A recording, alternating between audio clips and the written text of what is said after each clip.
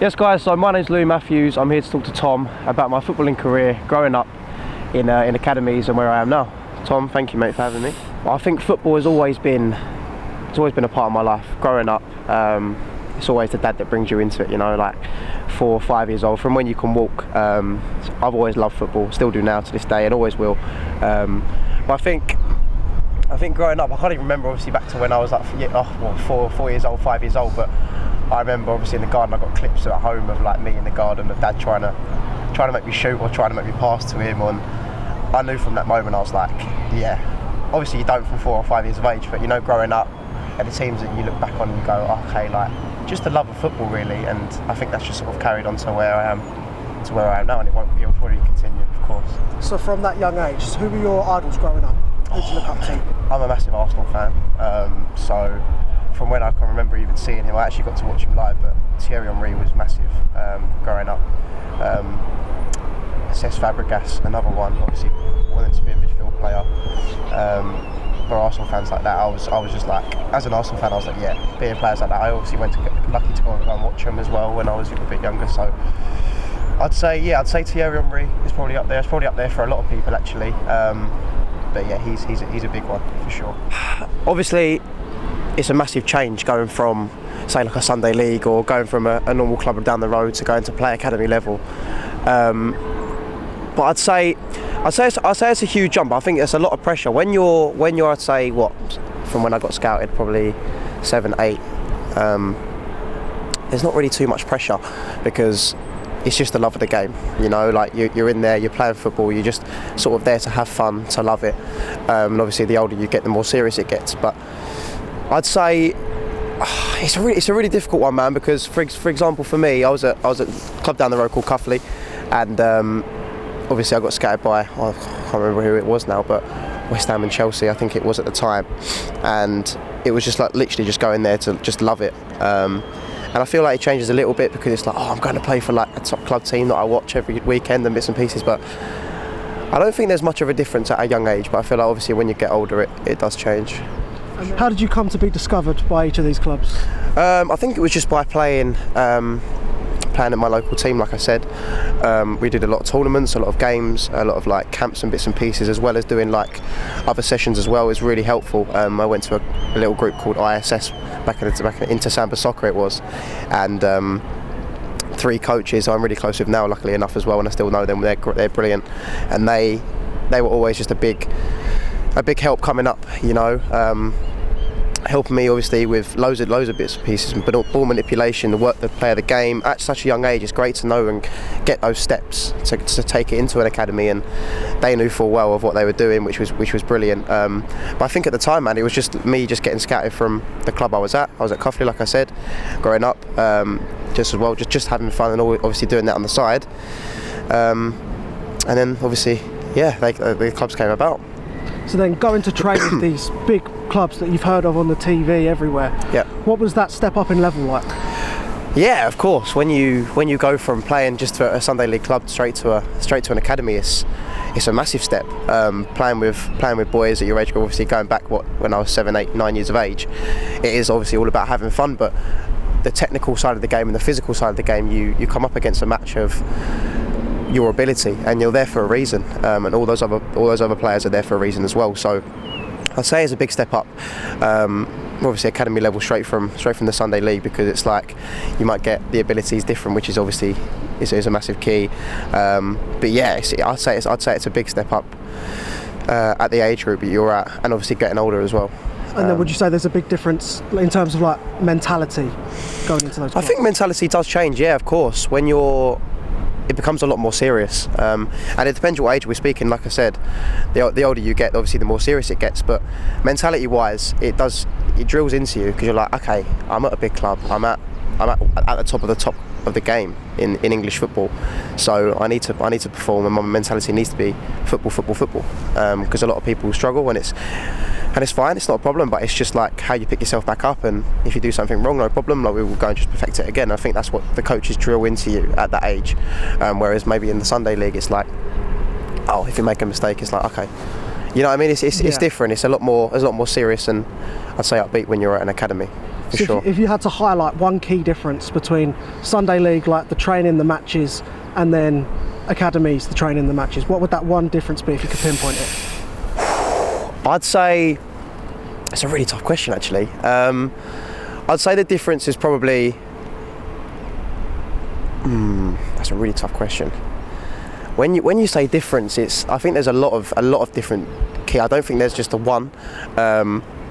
I'd say for me, in that what changed was sort of my attitude towards the game. I feel like when you're at a game in the Sunday League, you're actually sort of just like having fun, kicking it about with your friends. And then, like you said, I feel like your mentality makes your attitude change, because for me, going into those academies, it was like, right, this is for real now. Like, Yeah. I need to, if I want to become a professional footballer, which I always have wanted to, growing up, I feel like you go, okay, this is where I have to take it serious now. I'm at a big club, they've wanted me for a reason, so I need to perform and keep doing what I was doing. And yeah, obviously growing up, it was what changed me at that point. It was like, okay, now this is the big time. I need to go and show them why they have scattered me. You know, so yeah, I'd say my attitude is probably the difference between the Sunday League and that. But it's a really tough question. You might have to preempt me before that, because that's a good one. Yeah, that's a really good one. So obviously with these clubs, wasn't necessarily meant to be. Yeah. Would you care to explain how you end up being let go by these clubs? Sure. So, going back to like I said, at the Chelsea, West Ham days, I was obviously at Spurs as well. So they were the three of the biggest clubs I was at, and at the time it wasn't too bad for me, because it was sort of just like, I was at a young age. I was like, okay, like I'm not in, or they don't want me. But I think at that time it's sort of just like, you put on like a 6-week trial, you're putting a certain amount of week trial, and it's that harsh reality of you either get in or you don't. And I think you've got to, at a young age it's okay, because your mum can sort of just say, or your dad can just sort of just say to you, carer, parent, whatever, okay, like, you're not in, let's go again. And I think at a young age it's just football, it's fine. But obviously the older you get, the more tough it gets on your mental side. But I think for the release, it's sort of just, it is a harsh reality of, you're not good enough, or you just can't be put, you didn't pass the trial. So for me, yes, it was upsetting, it was, but I think, like I said, at a young age you're sort of able to keep going on and carry it on, and maybe if you go back to your Sunday League team, there's another chance again. And then sort of from like maybe under 16 onwards, it does get more tough, because there's not that option of where to go or another club. So I'd say, when I went from Luton, I was at Luton Town straight after those clubs. That was my longest period at a professional club. So that was when they were in the conference. Obviously now they're in the Premier League, so it's a massive jump. But I left when I was about 15, obviously being 21 now, 6 years ago, and I didn't actually get released. From there. I got it was something in the club that I had to leave. It just wasn't for me, and that's sort of when I took a step down from playing obviously in the professional level. I didn't get scattered from then. So, but anyway, going back to your question, the release thing, I think it's just sort of like a harsh reality. I feel like it's been put and drilled into players to sort of have to get on with it, which is it's not great, because it's not great on your mental side, but I think that's what it's come to at the moment for players. And then, so how does that play on you mentally?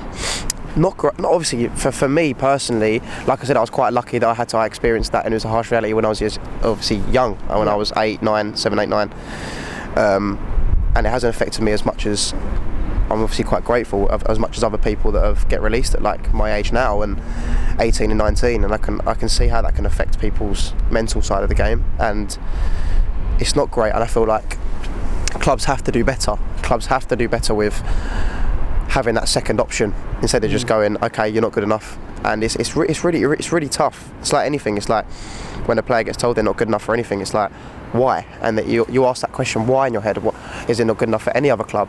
And I feel like clubs can definitely do better with having that second option for a player like that to go to. But I can imagine it really does affect someone's mental strength, and it did for me at the time, being so young, like I said. But even growing up, I look back now and I go, maybe I question myself, why am I not good enough? Why is it this? Why is it that? but luckily it hasn't had a massive mental effect on me. But for other players, this is why I'm grateful that it happened to me at such a young age. So with that process of letting you go, would you say that some clubs were better than others, or was it all a pretty bog standard process? I think obviously the higher the level, the worse it is. I think maybe where if you're at the top clubs, you're at the top Premier League clubs, it's never nice to hear. I don't think from any club. From maybe if you're at the top level, like I said, if there isn't a secondary place for you to go to, or if there isn't, like, if you're sort of just like, right, go and do your own thing now. That's what you've always had. You've always had that club if you're good enough, and you must be there for a reason. And I think that's what players should think. Like, you're there for a reason. You're not like you're put on trial for a reason. Of course you're good enough. You can go and find something else. This is not your last resort. So I think that's what players have to drill into their heads. Like, they're good enough to play, and it's not the end for them. You know, that's just the start. But I feel like most clubs are the same, from the clubs that I've been at, and I think at the top level, if you aren't good enough, or there is something that they're not happy with, they will let you go, and I think that's the reality. And like I said, you're there for a reason, so I think it's up to you to whether to go and find that secondary place. So previously you answered my question for me, saying do clubs need to do better? Is it an issue that lies with these clubs, or is it an issue that lies with a governing body like the FA or the Premier League? Obviously I don't know 100% the technicalities of everything, but I know that clubs have to do better, and I've reiterated that already. I feel like there has to be something secondary for a player, because to leave that, and they know that, the clubs know that, the people, like the FA know that, like you said, they know that mental health is a massive thing in this world, and a lot of people are going through it. I'd say most people go through it, and it's obviously it can be destroying. So having that in a football world, wanting to become a semi-pro or a pro, to have that drilled into you where you're like, okay, I've been at academy the whole. Some people go through that the whole life, so being through an academy at a young age to up to even my age now, and I know people that have been released, and it's obviously it's destroying. But to know that you've got that secondary backup where clubs can go, okay, but we've got this for you, and to have an option to be able to go, okay, like, it's just not for us, but there's this club that wants you, this club is interested, instead of just closing the door. Clubs should definitely do more. I think that's a no-brainer, to be honest. But yeah. So after each of these experiences, sure. Where did you turn? Like, did you have any changes in, like, life choices, career paths? What changed? Sure. So I would say up until, obviously, when I left the academy, it was sort of, I did that off my own personal choice, so it wasn't sort of a massive mental barrier for me. I still from then, when I left, I wanted to be a professional footballer. I wanted to carry on and still go, but I sort of, after that moment, I sort of fell out of the love of the game a tiny bit, because of obviously what happened there. And I did, and it was sort of just rebuilding my love for the game. It will never go. It's always been a passion of mine and always will be. But it was sort of, like I said, it was just rebuilding that, and going into maybe like a Sunday league or somewhere with just friends where I can go, okay, I love still playing the game, but with a friend, just with my mates. Yeah. And then it sort of got to under 18s football, and the transition from under 18 straight to men's just wasn't really for me, to be honest. So from 3 years ago up until now, like, I haven't really. I think becoming a professional footballer has got a little bit more unrealistic for me. So I've stayed in the football industry, and I've taken another path with social media blowing up and becoming a thing now. So I've taken that route, and obviously I can't complain. It's going really, really well, and I really do think that everything happens for a reason. And okay, maybe I wasn't like caught out to be a pro, but I've taken another industry in the game where I would have been like, oh, you probably bit my hand off about 3 years ago and gone, well, are you going to do this? I'd have been like, no way. But yeah, like I said, it happens for a reason. So from everything you've been through up until now, you view the industry differently? I think so. I feel like it's just a reality. Like I said, I always bring it back to that. It's a reality of, if it's meant to be, it's meant to be. If you're good enough, you're good enough. And I wasn't good enough, and I can hold my hands up, and that's fine. And that's also comes with a personal choice as well. I feel like it's completely up to you whether what you want to be and what you have aspirations for. And I did. And if it didn't turn out, it hasn't turned out. But I know that I still love what I do, and I wouldn't change it. So is there anything that you have to say about the way each of the clubs conducted your release, or the way that you left the club on your own terms?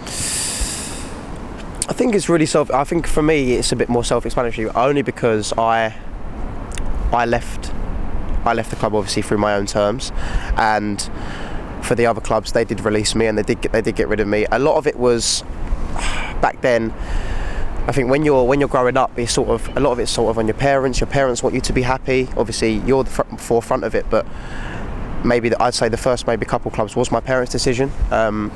It wasn't working out for me. They could see that I wasn't enjoying it as much, but obviously I would have still gone to do it, or gone to the training sessions, gone to the games. But I feel like when you're at that young age, if you're not enjoying it, and the parents can see it as well, and from growing up, it's sort of like, okay, you're not enjoying it, like, we want you to be happy. And like I at forefront, I was just like, all I want to do is play football. That's all I want to do, no matter where it is, Sunday League, Prem club, up to that anywhere in that range. I just wanted to play football. So the release, like I said, it wasn't easy, but it was fine for me because it was a young age. And then, like I said, it was my own decision with Luton, so I was perfectly fine with that. Where do you find yourself now? Have aspirations changed? Are you still chasing that dream, or? Yeah, so obviously football's at the forefront of everything still. Like I said, I've sort of gone into the more of the social media side of things now, so content creation started for me about in COVID time now, I think, around about 2 years ago. And like I said, aspirations have sort of changed into becoming this influencer or content creator, somewhere where I want to do the Instagrams, the TikToks, the YouTubes. And it was at COVID time, I think it was a massive thing for me. I was sitting at home and I was like, okay, all the kids in COVID time, all the kids are on their PlayStations, Xboxes, like all the parents probably just want them out the house. And I was at a college program, the F2 college program at this point, and everything was on Zoom. And I was like, okay, how can I think outside the box? What can I do to maybe get? Obviously, I was coaching as well at the time, doing one-to-ones when I could, obviously through COVID. And I was like, okay, how can I affect the community by doing that online, or doing that where I can get the parents, or like get the parents' kids out the house and on Zooms and doing like ball manipulations and one-to-ones like that. So I was like, okay, I'm just going to set up a page and see how that goes. Which I did, and obviously it was a bit of a slow burner to start off with. Tried to get as many people to share it that I knew as much as possible, and it started to grow. And I basically just I got a few clients, I got a few people on there, like just to do one-to-one bits with, and then I was posting videos of myself doing skills and like tutorials and trick shots and challenges, so people could try at home. And luckily for me, I was at the F2 college. And obviously a lot of people probably know the F2 freestylers, Jeremy Lynch, Billy Wingrove. They're for me personally the best freestylers in the world. So it was amazing to have that as an option for me. And I was like, okay, if I'm trying this and it's like I can sort of see it succeeding, why not? Let's just try it. Let's try it for myself and see where it goes. So I think at that point, that's sort of when I knew that when I was at the F2 that professional football wasn't really for me, and trying to become.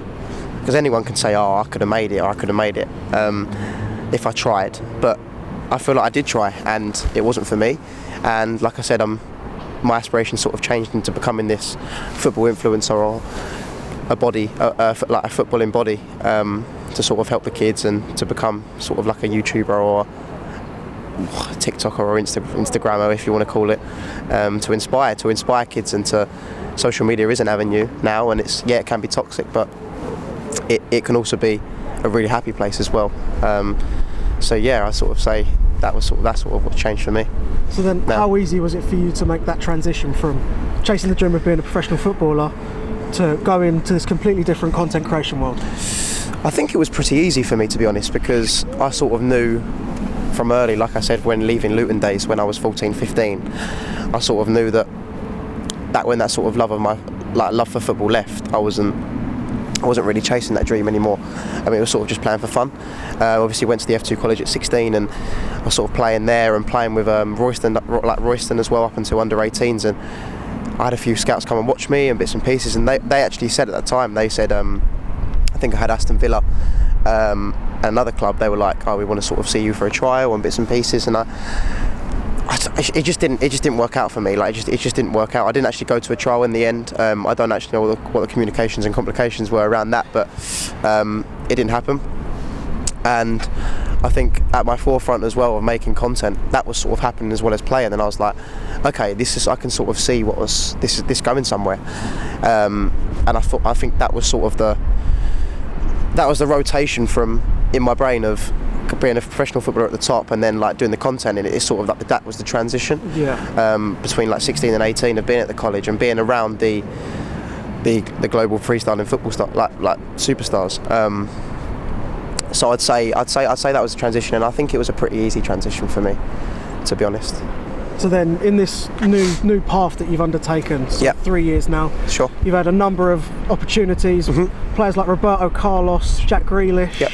You've had superstars like Dave. Sure. Out of all the opportunities, which one is, if you had to pinpoint one, what would be your favourite one? Do you know what, man? Like, I'm very, very lucky and very grateful to be able to film and to be able to be around, like I said, footballing superstars.